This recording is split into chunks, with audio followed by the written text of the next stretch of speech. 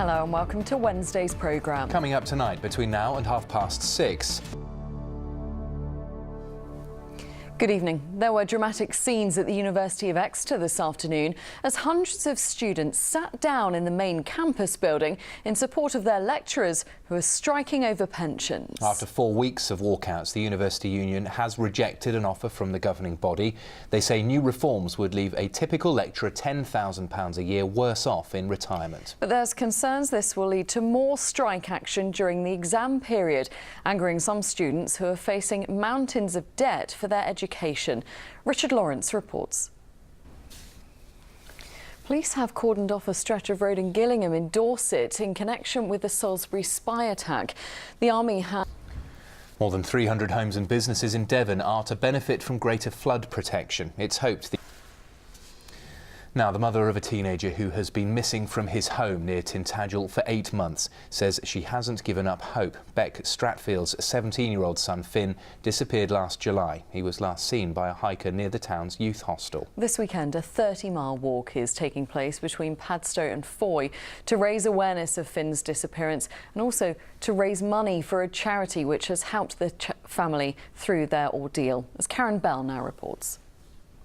A former livestock market in Taunton, which has been derelict for years, could undergo a multi-million-pound regeneration. If Ben McGrail is there for us tonight, joins us now. Ben, this could transform that area of Taunton, couldn't it? Certainly is. Ben McGrail, thanks very much indeed. Now you're watching ITV News here in the West Country with John T and Kylie. Thanks very much for joining us this evening. There's plenty more still to come on tonight's programme before 6:30. And the ITV News continues with the national and the international stories at 6:30 with more on the attempted murder of a former Russian spy and his daughter.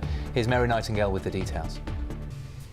The next tonight, a young man from Falmouth who struggles to communicate because of autism is urging others on the autistic spectrum to explore their creativity. He says music and painting helped him cope, and he's enlisted the help of Fixers. That's the campaign that gives young people a voice to make his point. Well, if you've been affected by Eddie's report or want any more information about Fixers, just take a look at our website. The address is itv.com/West Country. Let's turn our attention to sport now, and in football, last night's West Country League Two derby ended in a stalemate. Exeter City's... Now at the Winter Paralympics, Plymouth's Ben Moore is preparing for his last chance of a medal in the banked slalom tomorrow. He got into the sport after a motorcycle accident 13 years ago. Well, one person who has been covering Team GB's journey to Pyeongchang is the photographer Clive Mason. He's been covering the Winter Olympics for Getty Images and has been speaking to our reporter Liz Summers.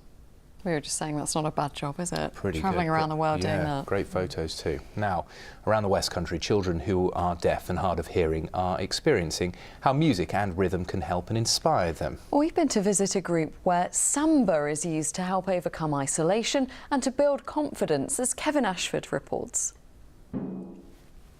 Now, there's a chance more snow could be on the way this weekend, and it comes amid a yellow warning for heavy rain which has been in place across Cornwall today. Well, the unpredictable weather is making life very difficult for farmers in our region, and our reporter Kathy Wardle has been to a flower farm near Truro to see just how it's coping with a constantly changing climate. Well, let's hope so. And as we just saw there, the mud certainly not good for daffodils, is it? And let's find out more about the weather now.